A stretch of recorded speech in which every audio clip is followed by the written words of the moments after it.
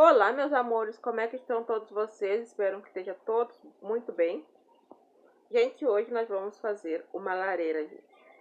O meu irmão vai fazer uma lareira para mim. Nós vamos botar aqui nesse canto aqui, gente, ó. Já liguei para lá e comprei os canos e a curva, né? Agora é só vir e eu vou mostrando para vocês passo a passo, gente, tá bom? Olha só quem tá aproveitando o sol.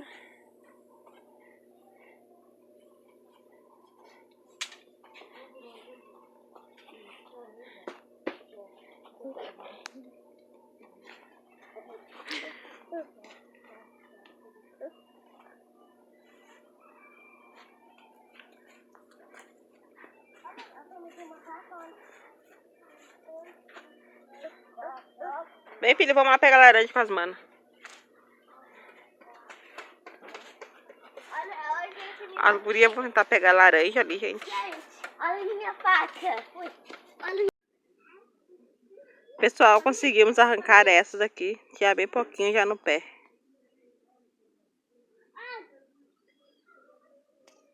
Agora vamos comer no solzinho, né, gente? Gente, já estamos instalando o cano. 3 metros de cano. E uma curva. Já furaram a parede.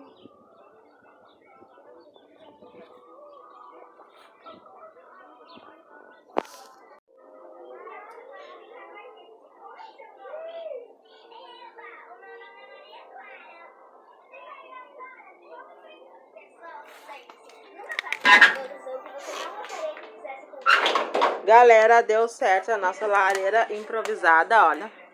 Já botemos fogo, ó. Tudo certinho. Agora vai esquentar bem a casa, né? Olha como ficou. Botei uma cadeira ali pra não ficar no chão, né? Ficar mais altinho. Agora vai esquentar bem a casa. Agora eu vou limpar a casa, né, gente? Tudo. E este foi o vídeo de hoje, galera. Espero que vocês gostem, tá bom? A nossa lareira improvisada, gente.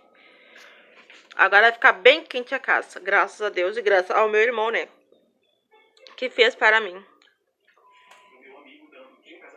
Só que agora tem que comprar lenha, né, pessoal?